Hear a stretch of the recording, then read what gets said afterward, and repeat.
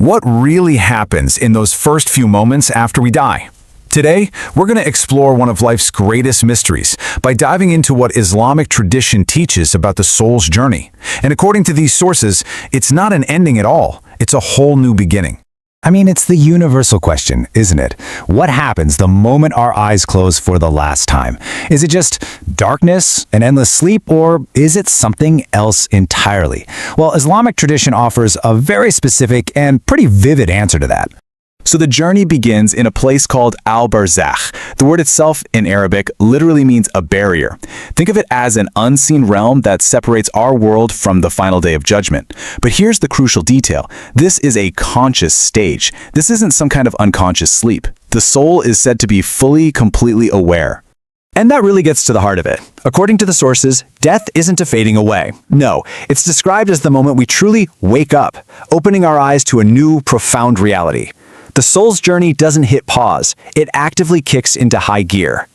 Okay, so once the soul enters this realm of Barzakh, it faces its first major trial. And this isn't some small thing. It's a moment of incredible gravity, a direct confrontation that really sets the stage for everything to come. Every single soul is met by two angels. They're known as Munkar and Nakir. Their names actually translate to something like the denied and the denier. And their one and only job is to test the faith of the person who has just died.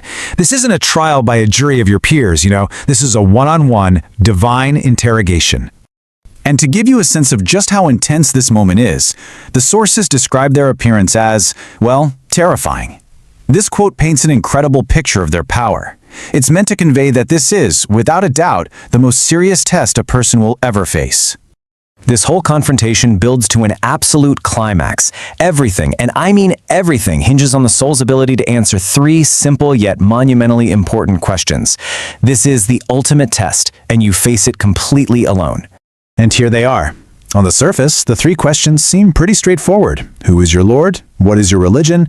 And who is your prophet? But here's the thing. This is not a trivia quiz. The answer has nothing to do with what you memorized. And that's the absolute key.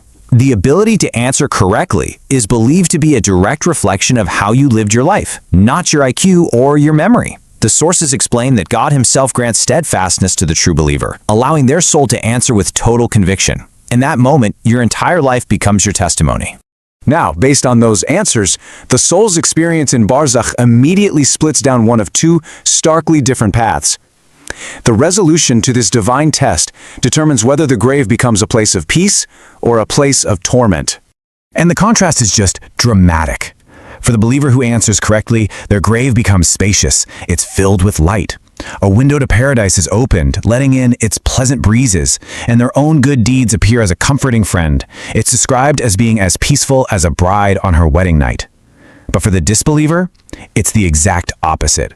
The grave becomes a crushing, dark, tight place. A window to hell is opened, and their bad deeds become a terrifying companion.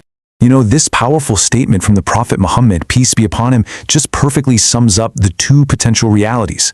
The grave isn't just a physical hole in the ground. It literally transforms into an extension of your ultimate destination. It's a preview of what's to come.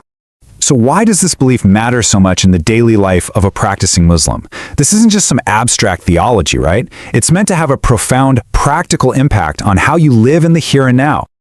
This quote from Uthman, who was one of the Prophet's closest companions, really highlights how critical this stage is. The thinking is, if you can pass this first test, the stages of the afterlife that come after it will be easier.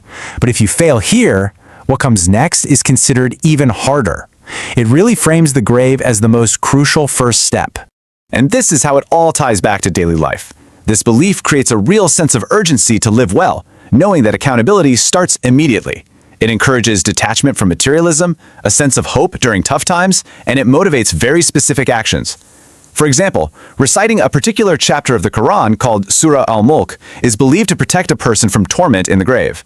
And making prayers for people who've passed away or giving charity in their name, those are seen as ways to actively help them in Barzakh. It transforms this belief into direct, purposeful action. And all of this brings the entire concept right back to us, here, today. The ultimate question isn't just theoretical, it's deeply personal.